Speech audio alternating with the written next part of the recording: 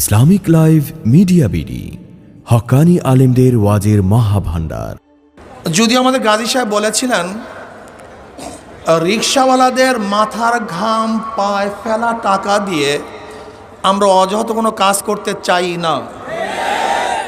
যে দেশের মানুষ এখনো খোলা আকাশের নিচে ঘুমাচ্ছে, যে দেশের মানুষ এখনো বস্ত্রহীন চলছে, যে দেশের মানুষ এখনো চিকিৎসাবিহীন মারা যাচ্ছে, যে দেশের মানুষ আজকে ডাস্টবিনে কাক কুকুরের সাথে খাদ্যের জন্য লড়াই করছে, সেই দেশের টাকা দিয়ে ওখানে মূর্তি স্থাপন করা হলে বাংলাদেশের মানুষ মানতে পারে না, সহ্য করতে পারি না।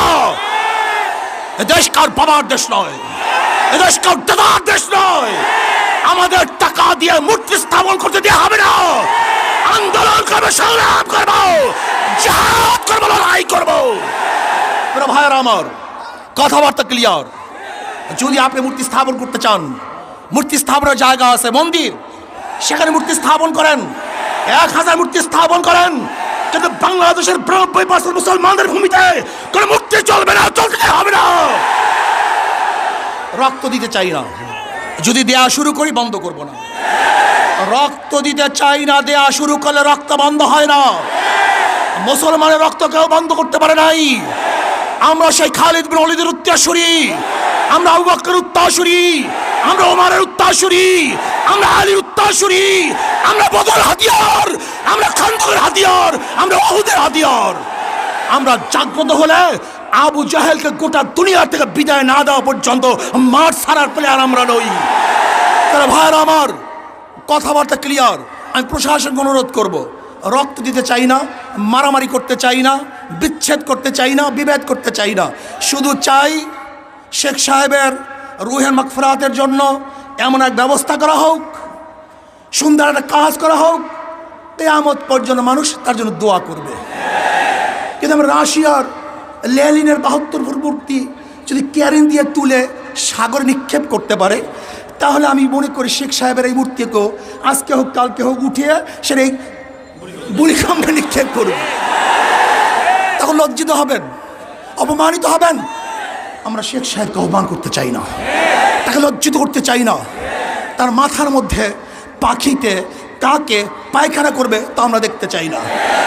কোন জায়গায় মূর্তি স্থাপন করতে চান? দুই পাশে মসজিদ, ডানেও মসজিদ, বামেও মসজিদ। যেখানে আল্লাহু আকবার ধ্বনি হবে, যেখানে আশহাদু আল্লা ইলাহা ইল্লাল্লাহ পড়া হবে, সেখানে নেমেই মূর্তি দেখবে, এটা আমরা দেখতে চাই না। স্পষ্ট কথা, ঢাকা শহরে ধুলাই পড়ে কাউর ভাস্কর্যের নামে মূর্তি স্থাপন করতে দেওয়া হবে না। যদি লড়াই করতে হয়, লড়াইতে সবাই রাজি আছেন ইনশাআল্লাহ? কে কে রাজি? নারায়ে তাকবীর, নারায়ে তাকবীর। ভাইরা, আল্লাহু আকবার, মসজিদে যাবে মূর্তি সহ্য করা হবে না। যদি আপনি বন্ধ করেন, কোনো কর্মসূচি থাকবে না। এই পর্যন্ত আমাদের কর্মসূচি।